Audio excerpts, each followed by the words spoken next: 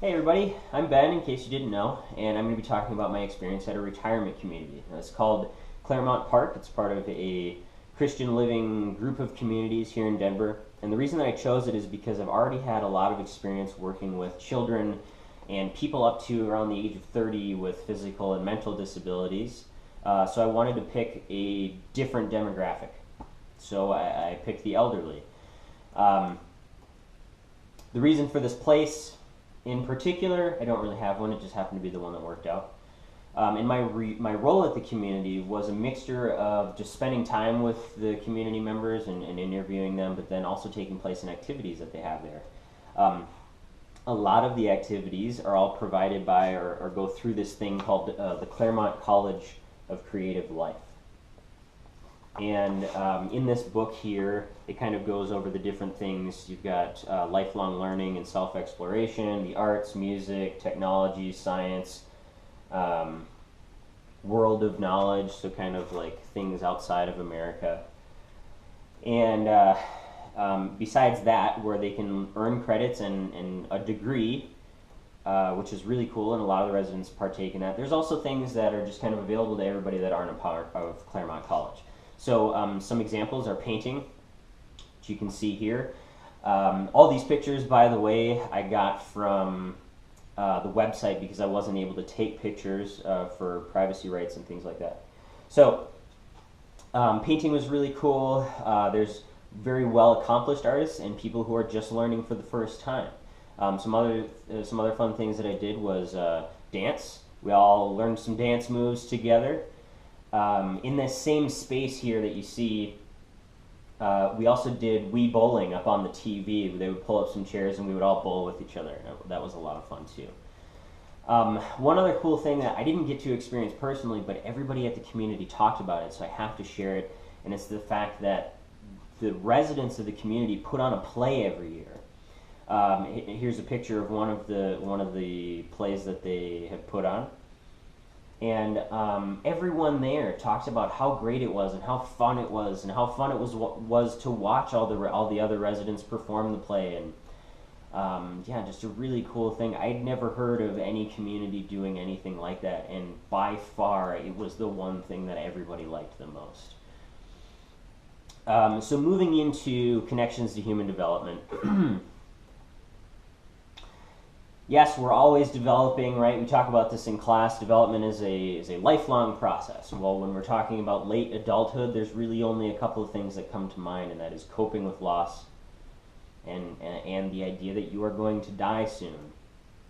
So if we move forward into some theorists, there's really only one that comes to mind that specifically talks about these things, and it's Erikson in his crisis of integrity versus despair.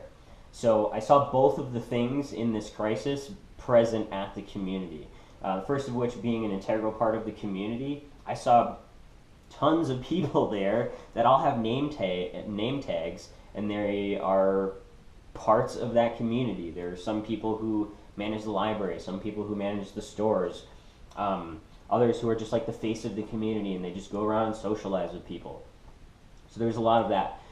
But most of those people that I saw were couples who were doing this. Most of the single people that I met didn't really do a whole lot of that. They just spent time with each other. And I would say about 80% of the people that I met were single because their spouses had died within the last 5 to 6 years. So that's kind of the other half of this coin, is coming to terms with your place in life and just recognizing that I'm going to die. Many of the people that I have had in my life have died. And just knowing that that's a part of your life. Another thing that comes to mind is Kohlberg's stages of moral development. So I did see some examples of stage 6 being morality of individual principles and conscience, and this idea of believing in and following self-chosen universal ethical principles. I met a pastor who was very passionate about the fact that I need to go to a Protestant church, and that by the time he dies, he hopes he sees the day that I'm in a Protestant church. So, very, very set in this this way, this belief system that he has. But I also saw a lot of people that I would kind of categorize in like one step further, like the next step beyond stage 6, which Kohlberg doesn't have, and I would kind of categorize that as not really caring anymore. And it's a little more nuanced than that. It's kind of this idea that it's a realization that all of the stuff I put so much time and effort into doesn't really matter, because at the end of the day, this person that I'm having an argument with could die. And then what? What were we arguing about in the first place? So I saw a lot of that. People that, what I would say, are just kind of just being real. They're just recognizing that a whole lot of the stuff that they used to care about doesn't matter anymore. They're going to do the things that they like, and that's that.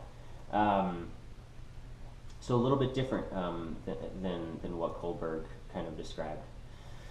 Looking into the Taking Sides book, the only thing that really came up for me was the argument of, should we try to cure old age?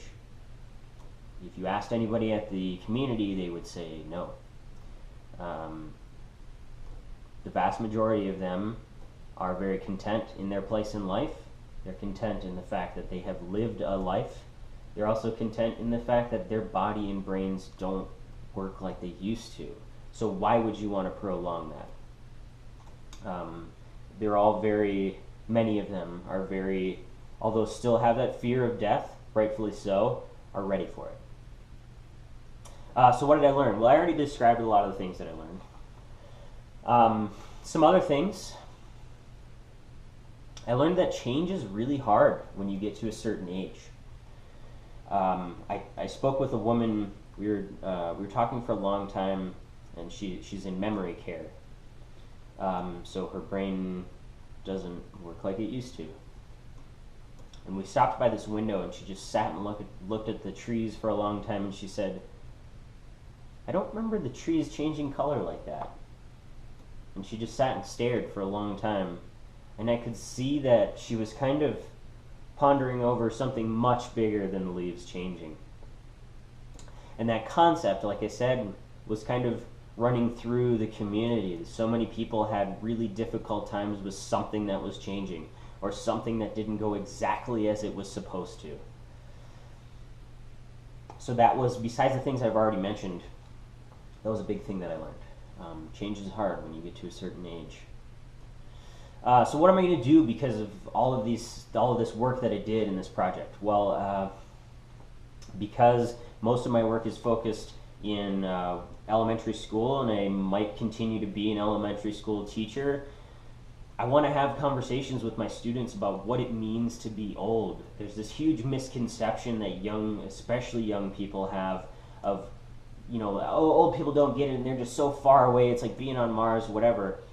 But the thing that they don't realize is that these people have, in fact, lived a whole life. They've done all the things.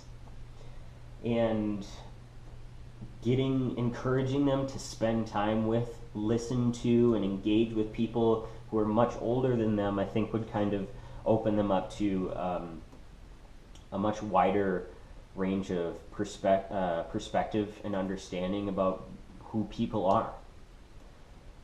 So that's it. That's everything.